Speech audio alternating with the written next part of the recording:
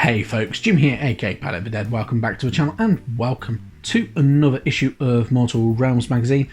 As per usual with all these videos though, if you like them, hit that like button, subscribe to the channel if you haven't already, and drop a comment down below. I love hearing back from you guys, and it does go a massive way to help the channel too. So, this week we're on issue 64. That means we've only got 16 issues left of the magazine. They're going to go pretty quickly, and yeah, who knows when Imperium's going to turn up, but that should be pretty cool. But for now, we can make do with having these Grimghast Reapers that we get this week, which are pretty damn good. 3 sprues, 5 models, really good stuff. Pretty cool additions to your Nighthaunt army, so definitely worth the purchase. And yeah, should be really good fun to paint, and just paint them up like you normally would really in your happy days, you know. Going into the magazine though, of course, we are greeted by one of the champions of the forces of Nagash, which is Garest Malcor, the traitor knight. In life, Garest Malcor was a liar and a murderer, corrupted by his own endless greed. His reward was assassination, followed by an eternity of miserable service to the Mortarch of Grief and Nagash. Now Malcor commands the spectral legions of Dolorum in battle, bringing down the mortal realms.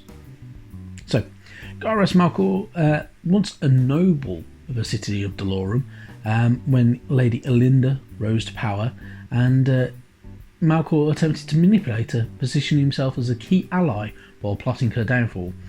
But yeah, with Lady Alinda, she was very crafty.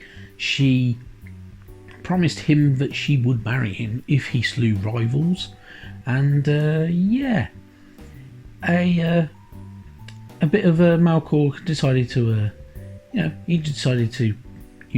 she decided to use a poison dagger to get rid of him, which just proved how kind of crafty Lady Alinda was. And why she became Mortarch of Grief, and why she was very deserving of that title. So of course, Malcor is now a servant of death, and he's eternally bound to the will of Nagash, and a great necromancer who loves punishing the wicked with ironic fates.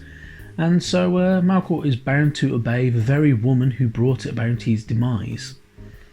So, which is always the fun bit. Malcor was also a bit of a craven, so he was a bit of a coward in battle and everything like that, but he was also a fearsome commander and warrior. Following a series of raids by the sea-dwelling Ideneth Deepkin, Malcor was dispatched by Alinda to seek revenge, and few would dare to attack these undersea elves in their own home territory. But Malcor persisted. So Malcor did actually attack the Ideneth Deepkin, who of course live under the ocean, so it's a bit unusual. But yeah, really good stuff.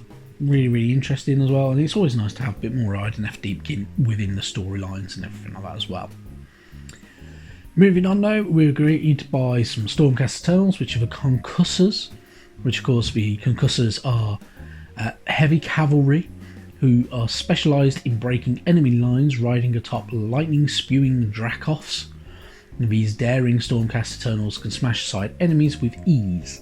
Any foe who dares stand before such a charge are smashed, shocked and shattered, leaving only ashes behind. So of course the Concussor units can actually demolish enemy lines, and just by giving them a bit of a beating. And they are very good at doing things like that. And they are pretty cool, and of course they ride these Dracoths as well, which are really cool to have, and nice mounted units, which look really cool, as you can see just here as well. Yeah, so very much like the Dracolines in a way, just with a bit more dragon kind of feel to them and everything like that.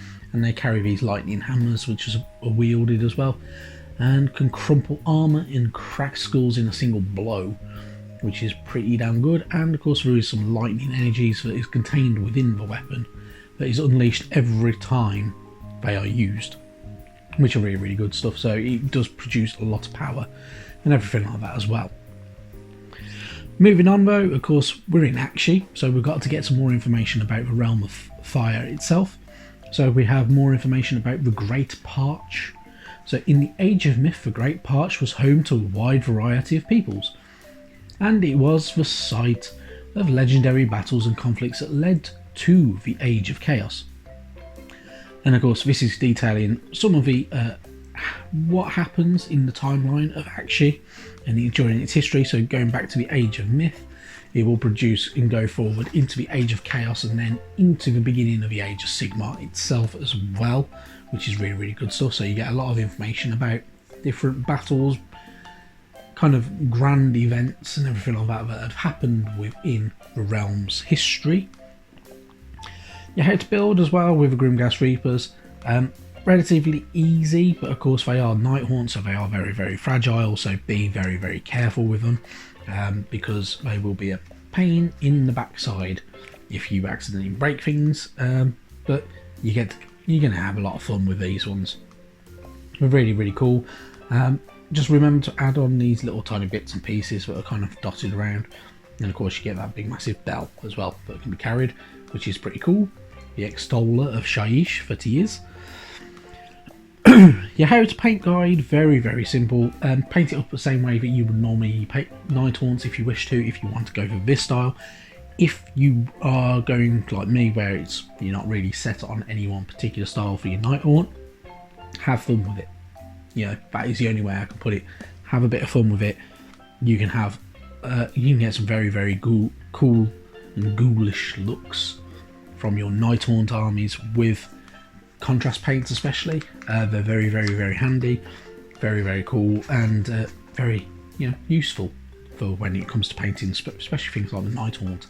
You can have a lot of fun and a lot of ease with them if you wish to. But of course, they are detailing how you can do things like rust using Troll Slayer Orange as well, and stuff like that. If you wanted to, you can, of course, if you've got the technical paint, you can use good old Typhon Corrosion and Rise of Rust, for instance, which is a dry brush paint, and that will give you a very, very similar look, but it will give you it textured, which sometimes looks a little bit better, in all honesty. But yeah, you can have a lot of fun with that. More of the rules, which is Order Allegiance abilities. So if you are, which is part 3, and it is about the command traits, so how to use command traits of certain units, so your generals and everything like that have command traits. You can utilise these in your games, and it kind of divulges how that works and how they work in there. So you can have things like Strategic Genius, Inspiring, or Tenacious. So things like your, say like the good old Lord Ordinator, for instance, has them type of abilities behind them, especially strategic, because they are a Lord Ordinator. So they have that type of thing behind them, which is always really, really cool. Death Allegiance abilities as well for their command traits is in here.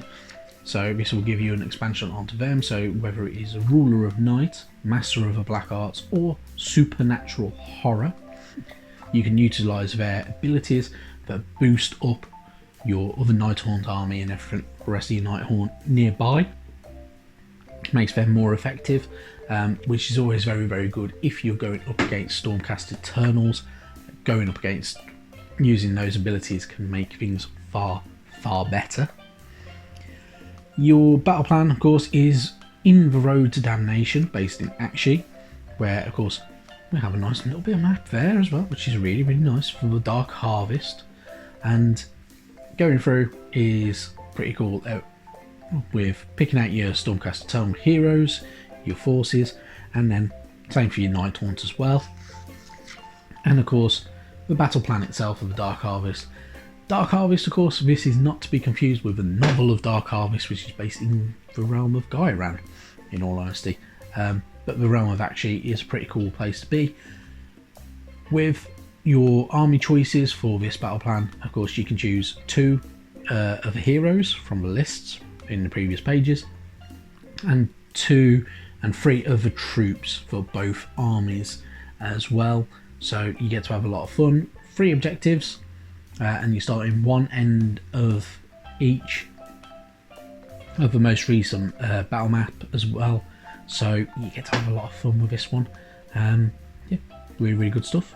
Always nice to see some more stuff like that as well. But, of course, moving on, we have next week's issues. So, issue 65, we'll get Nilikai Oxide and we will get Corax White. Obviously, because if you're following the painting tutorials in this magazine, you are using absolutely tons of these on your Nighthaunt model. So, chances are you may have ran out. So, they're going to give us some more of that so you can carry on with your Nighthaunt, get them done, and get them finished and polished off and everything like that. Issue 66, we get the Dominion of Sigmar statue, the one that we've already had, which just comes with the 2 braziers. Yeah, pretty handy.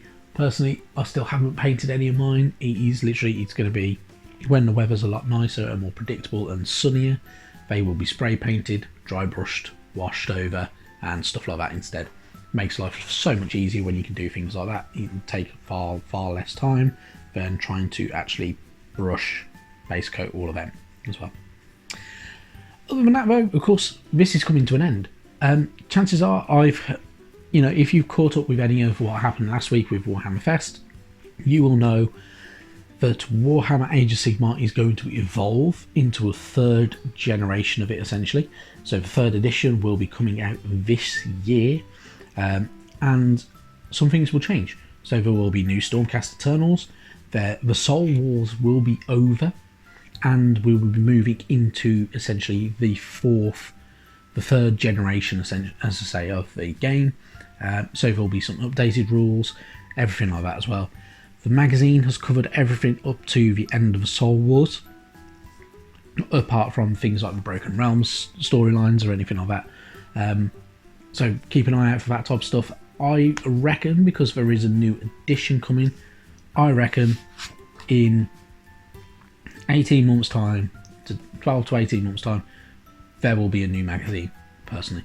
I've got a weird feeling about it. I reckon there will be a new one because of all the new models that will be coming out for it all, and the fact that it will all be updated, and this technically will be slightly out of date because of last year where there was issues where they were delayed, so they went into a fortnightly cycle for a little while. I reckon that will happen. I reckon this should have been ended before the new game came out, the new updated rule set anyway. So yeah, could be why we're about to see Imperium as well, in all honesty. I'm not going to lie to you.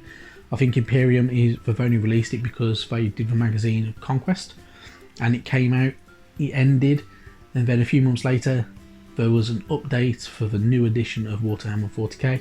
So I think they're going to do the same with Age of Sigmar. So there will be a new edition of Age of Sigmar, and then I reckon a new magazine in 12 to 18 months time, I reckon, personally.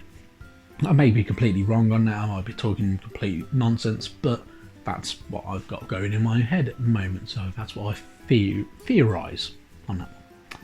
But anyway, if you haven't checked any out of the Warhammer, good old Warhammer Fest stuff from last week, all the videos are on my channel. I will link to them all as well, link to the playlist for them just above, so check them out. Tell me what you think of what's been announced and everything like that, and what we discussed, and yeah, have fun. Thank you very, very much for watching though, and I'll see you very, very soon. Bye bye now.